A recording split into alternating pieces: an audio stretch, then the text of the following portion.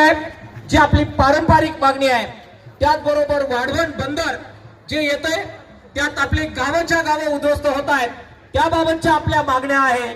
Smart meter जे आपल्याला लुटतंय त्याच्या विरोधामध्ये आपण रणांगणात उतरलेलो आहोत आणि त्याचबरोबर वनाधिकार कायद्याच्या अंमलबजावणीच्या जोडीला मनरेगा म्हणजे रोजगार हमीच्या कायद्याची सुद्धा रास्त अंमलबजावणी झाली पाहिजे. या मागण्यासाठी आपण चालणार आहोत. तुम्ही यासाठी आलात, तुमचं मार्क्सवादी कम्युनिस्ट पक्षाच्या राज्य कमिटीच्या वतीनं स्वागत आणि अभिनंदन मी करतो. कॉम्रेड गोदावरी परुळेकर, शामराव परुळेकर, कॉम्रेड लहानू कोम या सगळ्यांची आज आवर्जून आठवण होते. त्यांचा वारसा आपल्याला पुढे न्यायचा आहे. कॉम्रेड LP धनगर आणि कॉम्रेड कृष्णा खोपकर त्यांचा सगळा संबंध वैचारिक वारसा आपण पुढे नेतो आहोत.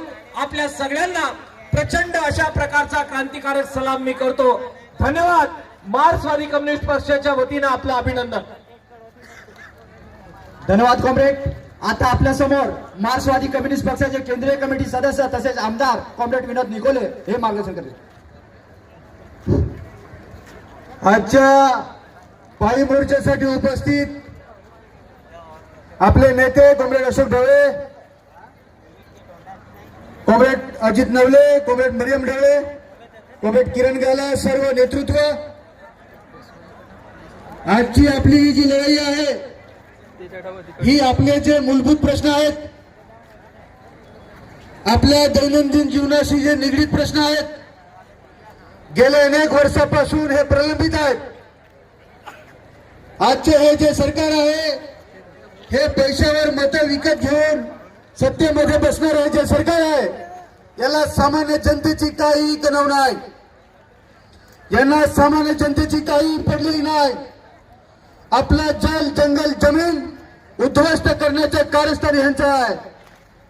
सध्या एमएससीबीचे अधिकारी आपल्या गावागावामध्ये पाड्यापाड्यामध्ये शहरामध्ये येऊन जबरदस्त स्मार्ट मीटर लावण्याचे यांनी तकादा लावलेला आहे. आज वीज बिल किती येत आहे आपल्या कार्यालयामध्ये? रोज सामान्य नागरिक वीज बिल घेऊन येतो. कोणाचे 50,000, कोणाचे 1,00,000 रुपये बिल येतात. ज्या ठिकाणी आम्ही काम करतो, ज्या शेतीमध्ये आम्ही काम करतो, तिथलं आमचं उत्पन्न जेमतेम महिनाभर किंवा वर्षभर जगून उभं राहण्याचं उत्पन्न आमचं आहे. आणि लाख लाख रुपये बिल आम्ही कसं भरायचं? या सरकारला आपण धडा शिकवला पाहिजे. या सरकारला मी या आजच्या मोर्चाद्वारे सांगू इच्छितो की आमचे जे जुने मीटर होते तेच आम्हाला लावून द्या. स्मार्ट मीटर आम्ही लावून घेणार नाही. आणि जर काही एमएससीबीच्या अधिकाऱ्यांनी जबरदस्ती जर मीटर लावण्याचे प्रयत्न केले आणि तिथे जर कायद्यानुसार बिघडली त्याला एमएससीबीचे अधिकारी पूर्णतः जबाबदार राहतील. वाढवण बंदर, मुरबे बंदर, बुलेट ट्रेन. आपल्या समोर कॉम्रेड लक्ष्मण डोंगरे राज्य कमिटी सदस्य.